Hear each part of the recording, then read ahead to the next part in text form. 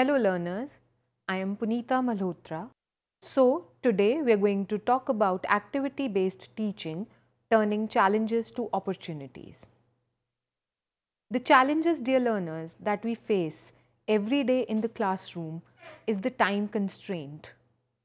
We have to cover the syllabus and lecture method becomes our first and foremost choice because the time that we have, it is in accordance to time constraint becomes our first challenge. We have to cover the syllabus and the activity based learning often consumes more time, so we resort to lecture method. Another challenge in activity based learning is indiscipline. Students get a lot of freedom and therefore there is an issue of discipline. There could also be discomfort due to the physical environment and disinterest among the students if they are not interested in the activity that is going on. So, in order to manage the classroom and make the activity-based learning interesting and joyful for the students, we have to tackle these challenges. Classroom management is all about tackling these challenges. It requires the ability to plan, control, and facilitate interaction in the classroom that is appropriate to the activity and promotes learning and takes into account different needs and abilities of every child. There are various categories of classroom. The classroom can be a dysfunctional classroom environment where no teaching can take place. This could be due to the physical discomfort as well as indiscipline by the students. Another category is adequate classroom environment where the physical discomfort is not there, but there is some level of indiscipline. Some amount of teaching takes place here, but it is not up to the mark. The last category of classroom is an orderly classroom. Orderly classroom can be due to restrictive learning environment where the teacher has the central role and restricts and disciplines the children, more of a lecture kind of a classroom that takes place. The second example of orderly classroom is an enabling learning environment, which we are looking at. Activity-based learning is basically an orderly classroom which has an enabling learning environment where the children are active learners instead of passive learners in case of restrictive learning environment. So, enabling learning environment takes into account two important features, that the physical environment of the classroom is conducive, there are infrastructural facilities as well as material resources available, and there is a humane relationship in the classroom. Whether it is the teacher-student interaction or the student-student interaction, in both the cases, it is a free and friendly interaction that takes place. The learning in one case can be a self-paced learning using CAL and specially designed instructional material, assignments, etc., which is specifically aimed at a particular child's need. Another type of learning is group learning, which is activity-based and occurs in small groups. This is what we are focusing on in today's lecture. Group learning has a number of challenges. There can be absence of cooperation among the participants, unequal participation where the child who is very bright gets to do more of the work and the one who shirks work does not perform at all. There is also pressure of performance. The low achievers are under tremendous pressure to match to the level of the other members of the group. Immediate evaluation of the outcomes may also be a premature form. And there is changing decision making at every step. So we need to turn these challenges and make the classroom a successful one. How to manage such a classroom? The principle for management of group learning are that the group size should be around 4 to 6 students and the group should be heterogeneous. A suitable task should be allotted to the students which is according to their age and cognitive level. The teacher should give a free and the teacher should provide a comfortable and free atmosphere for the students. All members of the groups should get equal opportunity and there should be a specific responsibility laid out. Like a team member can be made the group leader and other responsibilities given to each of the team member so that nobody feels left out. It should be ensured that the peers help each other out. The instruction that the teacher gives should be clear and simple, and there should be a scope to respond to suggestions and give suggestions. Keeping these points in mind, group learning can be successful. How to manage group learning? First, here the teacher is acting as a facilitator. She does not have the central role. It is a child-centric form of learning. So it is important to form the groups, facilitate communication in the groups, and consolidate the outcomes of the learning in the groups. The formation of the groups depends on the type of activity that we are choosing and the outcomes of the activity. Suppose, for example, the activity is on mathematical concepts and operations. In this case, the teacher can group the students according to their ability.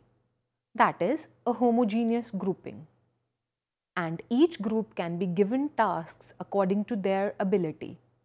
Like the group of students which are above average can be given difficult and challenging tasks. The average students can be given simpler tasks, and the ones who are below average can be given tasks which are quite simple and give them motivation. The low ability students can be given simpler tasks which give them motivation and take them to the next level. In this kind of grouping, we have to ensure that labeling is not there. Second example is when we want to do multiple activities simultaneously. In such a case, we can group students according to their interest and assign them tasks according to their interest area. The problem with such grouping is that it has a limited use and can be used only in one or two areas like art and craft, clay modeling, dance, singing, etc. If we want to have activities across subject areas, then we need to group the students differently. One of the way is group the students according to their choice. This will definitely ensure better teamwork, but the problem is that some of the students will be left behind. In order to avoid such a situation, random grouping is a much better option. Random grouping is preferred across subject areas to do different types of activities. It is a type of grouping in which the groups are heterogeneous. That is, the group consists of high achievers, average achievers as well as low achievers. Here, the interaction between students of different abilities takes place. There can be some issues with this type of grouping. The high achievers may feel demotivated as the task will not be challenging for them. And all team members may not contribute in such a situation. Still, random grouping is considered to be one of the best forms of grouping for any type of subject area and activity. Next, we come to communication in groups. Again, depending on the type of activity that is to be done, the group can be teacher-centric, as you can see on the left, where the teacher is directly interacting with the student and it is a teacher-student or teacher-student group type of interaction. There is no interaction between the groups.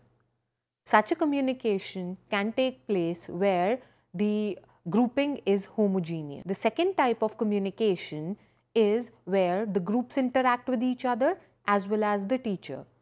Under the class management comes the space management.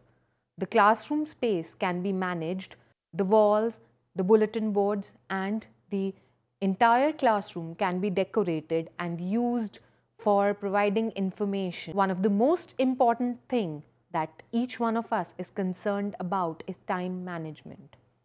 As in the beginning, I said that the basic challenge with the teachers is that they need to manage time so that the syllabus is completed and covered on time. And activity-based approach requires a lot of time management. In order to manage time in your activity, you need to plan your activity stepwise, ensure that all material required is ready before you enter the class. You need to give clear and specific instructions to the students. The arrangement of the classroom according to the type of activity that you have designed is very important. Ensure all students have completed the task before you leave. The sitting arrangement of classroom depends on the type of activity that we have designed. If it is a demonstration, then the students can be placed in a U type of arrangement wherein all students are able to see what the teacher is demonstrating. You can just look at the sitting plan for demonstration. Each and every student is able to view what the teacher at the center is doing. If it is a group activity where you are planning to make specific groups, then there can be two types of arrangements as shown under the group activity. One where the groups are arranged and the teacher is at one end. The second is where you need to make the groups interact with each other and debate type of a situation is there. So the teacher is at the center and the groups are arranged. In the second case, when you have a debate like of a situation, the teacher is at the center. So the sitting arrangement has to be in accordance to the type of activity you are planning. Therefore, for an effective class management, the points that we need to keep in mind are: plan meticulously the learning activities, provision of material, sitting arrangements, and assessment strategies in advance. Provide a learning-friendly environment in the classroom. Ensure that each child contributes and there is individual accountability. Monitor the progress of each and every child. And the most important thing is ensure discipline. This will make your classroom effective and group learning will become fun, as well as it will not also take on time. So, the teacher can move from lecture mode to group learning activities where the students will become active learners. This was all about the management of the class while doing group activities. So learners, we'll meet for the next lecture now. Thank you so much.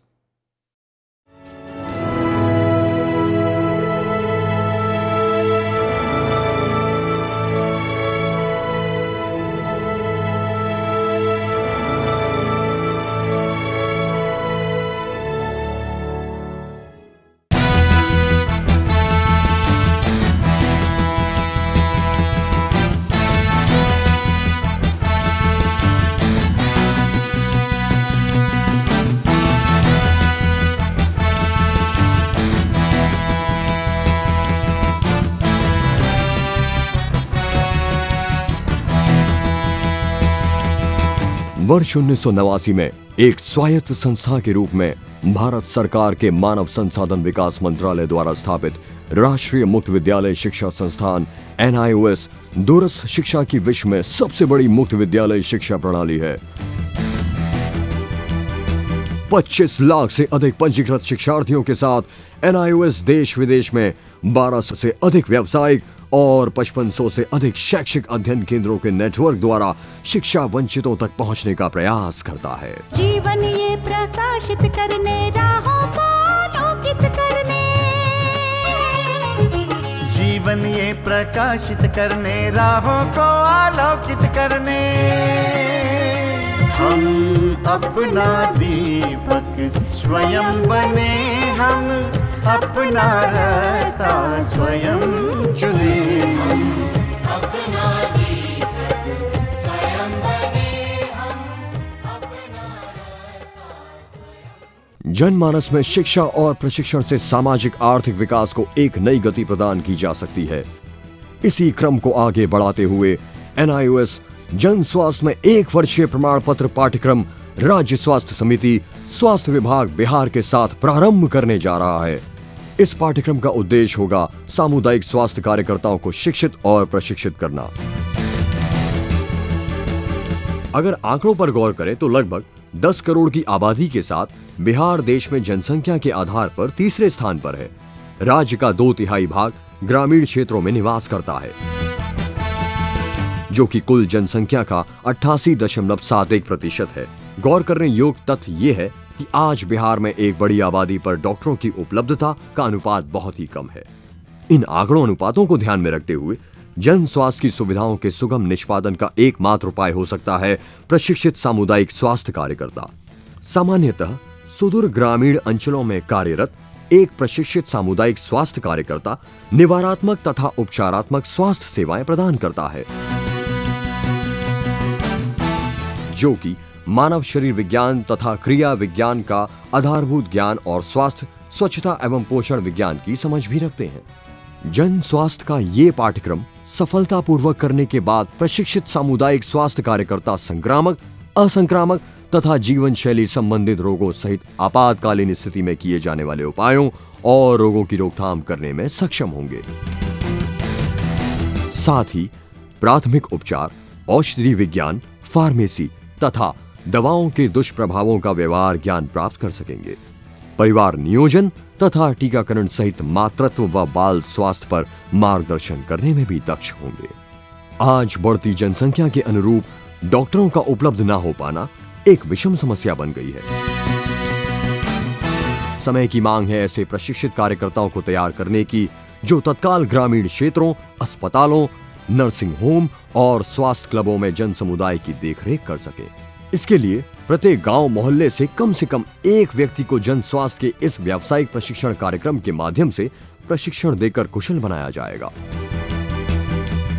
ये प्रशिक्षित कार्यकर्ता समाज में बहुउद्देशीय स्वास्थ्य रक्षक के रूप में कार्य करेंगे।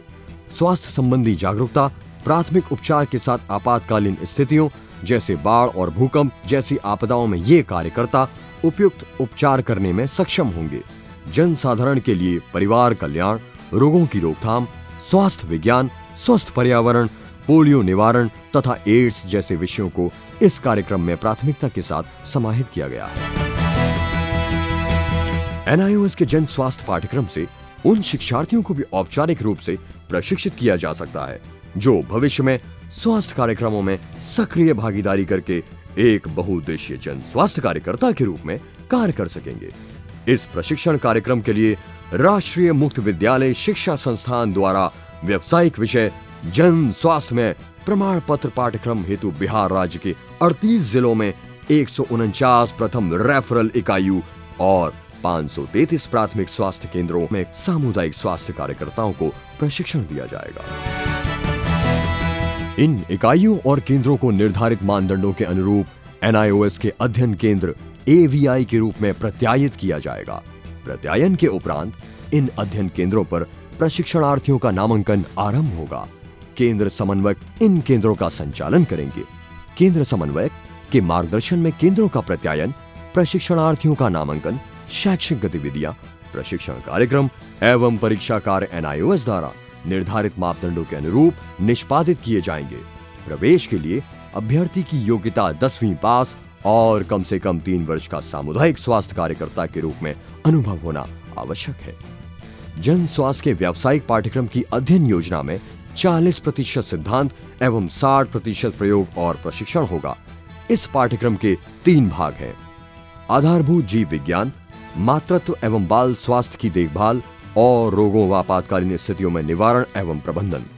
इसके अंतर्गत शरीर क्रिया विज्ञान, प्राकृतिक स्वास्थ्य, घरेलू उपचार, पोषण, योग और व्यायाम, गर्भावस्था के दौरान महिला की देखरेख, स्तनपान, राष्ट्रीय स्वास्थ्य कार्यक्रम, परिवार कल्याण कार्यक्रम, स्वास्थ्यकर्ता के उत्तरदायित्व, संक्रामक रोग एवं निवारक उपाय, प्राथमिक उपचार, फार्मेसी तथा औषधि प्रतिक्रिया प्रबंधन एवं आपातकालीन स्थिति जैसे विषयों का अध्ययन किया जाता है। टीकाकरण, बेहोशी में बचाव का प्रबंधन, जलने और डूबने की स्थिति में आपातकालीन उपाय, हड्डी टूटने की स्थिति में रोगी का स्थानांतरण तथा प्राथमिक उपचार प्रमुखता से सम्मिलित है।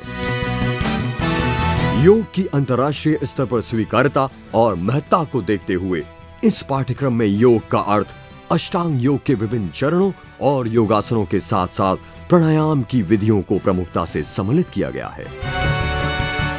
एक राष्ट्रीय लक्ष्य के रूप में सभी के लिए शिक्षा और स्वास्थ्य आज एक प्राथमिकता का विषय है। भावी प्रशिक्षणार्थियों की सामाजिक आर्थिक विषमताओं को ध्यान में रखकर तैयार किए गए जन स्वास्थ्य के इस पाठ्यक्रम के संचालन से एक नई व्यावसायिक प्रशिक्षण क्रांति को दिशा मिलेगी। जनमानस के विकास में राज्य स्वास्थ्य समिति बिहार और NIOS का यह संयुक्त प्रयास एक नई दिशा दिखाएगा और जन स्वास्थ्य के क्षेत्र में शिक्षा प्रशिक्षण का ये पाठ्यक्रम एक नई किरण बनकर समाज को रोशन करेगा।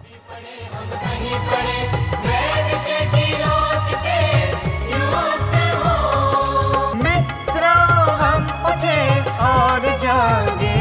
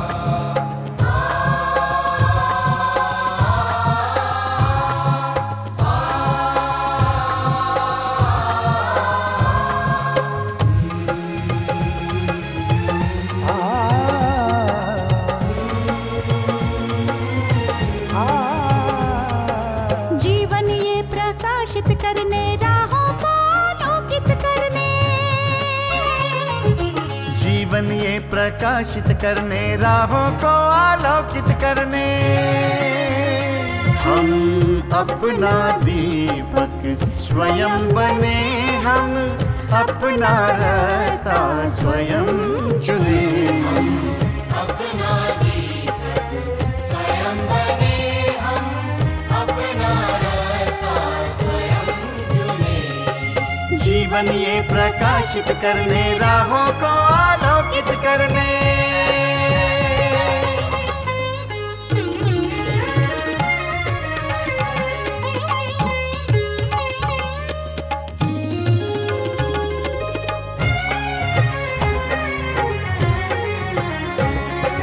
धन साधन समय की सीमा से विद्यालय जो मुक्त हो, धन साधन समय की सीमा से विद्यालय जो मुक्त हो। कभी पढ़े हम कहीं पढ़े, वे विषय की लोच से युक्त हो। कभी पढ़े हम कहीं पढ़े, वे विषय की लोच से युक्त हो। मित्रों हम उठे और जागे, मंजिल आने की ध्वनि सुने, हम अपना दीपक स्वयं बने, हम अपना रास्ता स्वयं चुने। जीवन ये प्रकाशित करने, राहों को आलोकित करने।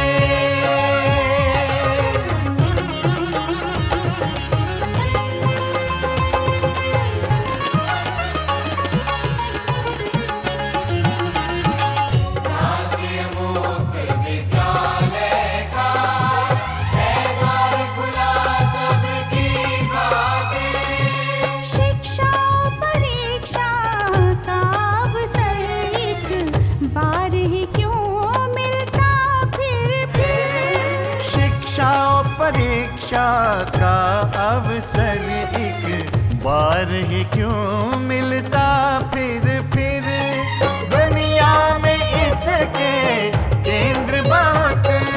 कोई मन चाहा केंद्र चुने, हम अपना जीत स्वयं बने, हम अपना रास्ता स्वयं चुने। कोई मन चाहा केंद्र चुने,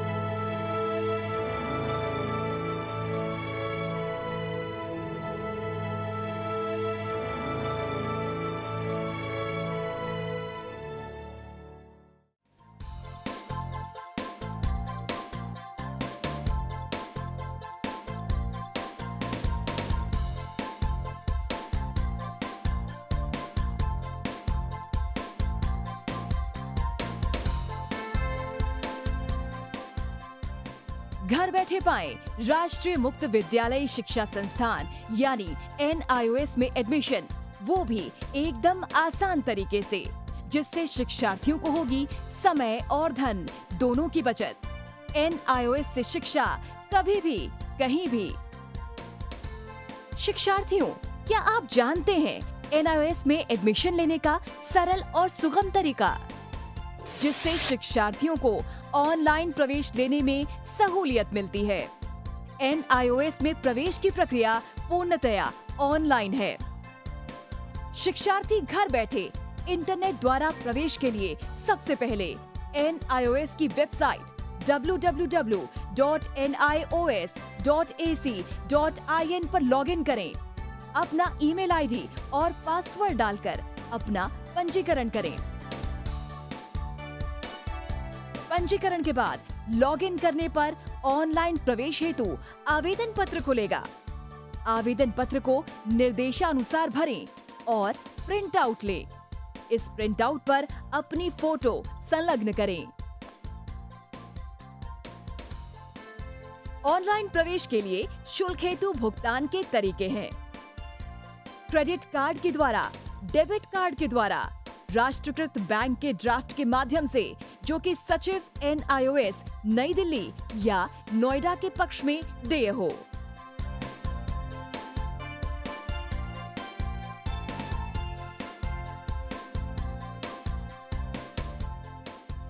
भरे हुए आवेदन पत्र के साथ साथ डिमांड ड्राफ्ट और संलग्न किए जाने वाले दस्तावेज हैं: जन्म रजिस्ट्रार के जिला कार्यालय से जारी जन्म प्रमाण पत्र की सत्यापित प्रति, जिसमें जन्म तिथि अंकित हो, पिछले विद्यालय से प्राप्त विद्यालय छोड़ने का प्रमाण पत्र, जिसमें आवेदक की जन्म तिथि लिखी हो। प्रवेश फॉर्म का प्रिंट आउट NIOS के संबद्ध क्षेत्रीय केंद्रों पर 10 दिनों में पहुंच जाना चाहिए, अन्यथा उचित दस्तावेज न लगे होने पर आवेदन फॉर्म रद्द किया जा सकता है।